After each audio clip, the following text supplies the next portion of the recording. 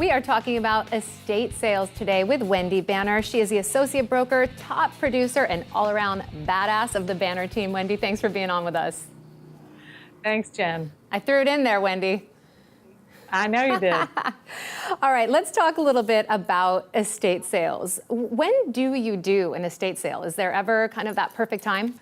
Great question. We have a lot of sellers ask us those questions, and we have found over time that it's really best to do the estate sale once the house is sold. A lot of times we can use the furnishings in the house to maximize the house and the staging and the property.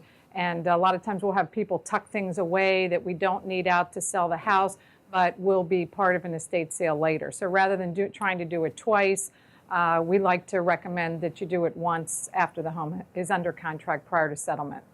Are estate sales popular in the Washington area? Yeah, they're wildly popular, actually. And for buyers, it's, or not just buyers, but people that are looking to buy an estate sale, it's a fantastic opportunity to get a great bargain on some really nice quality pieces. I always recommend to buyers of estate sale pieces and people that are tracking those to go to the best neighborhoods that they can, where the chances are that the pieces are going to be nice quality and really at a fraction of the price that you can buy otherwise.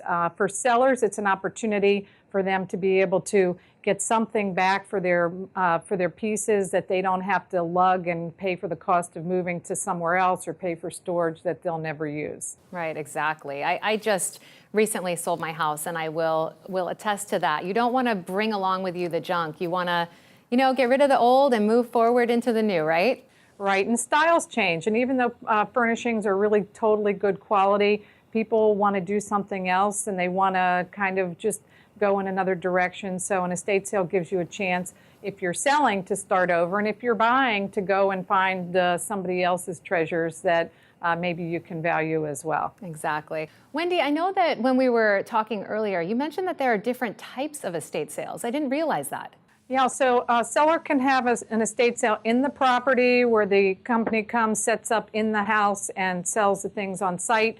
You could do it off-site where the estate sale company comes and removes everything physically from the house, probably takes it to somebody else's on-site estate sale. And then they have now online auction estate sale companies, which will do the whole thing online. So lots of options there. Now, we've talked about a lot of the pros. Are there any cons? Well, there's always cons to every pro.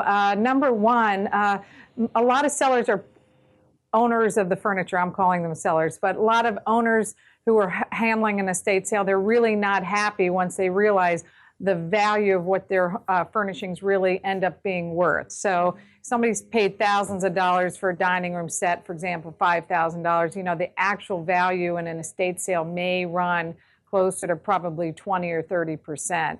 And then you're adding the estate sale people's fees on top of that, and you're ending up probably, depending on the situation, the estate sale people get paid anywhere from probably 20 to 30% as well. So you can, as an owner who has some really nice pieces, you can exempt certain pieces from the estate sale as far as like the 30%, let's say. A lot of the estate sale companies also will do like a sliding scale. So the higher that the income is on the estate sale, the lower the percentage is taken from the owner. So you can work with the estate sale people, and sometimes they have like collectible, so sometimes they have followers of books, and or if you have a big collection of Yadro or something like that, there are usually in every market like specific estate sale people that really specialize in different type of collectibles.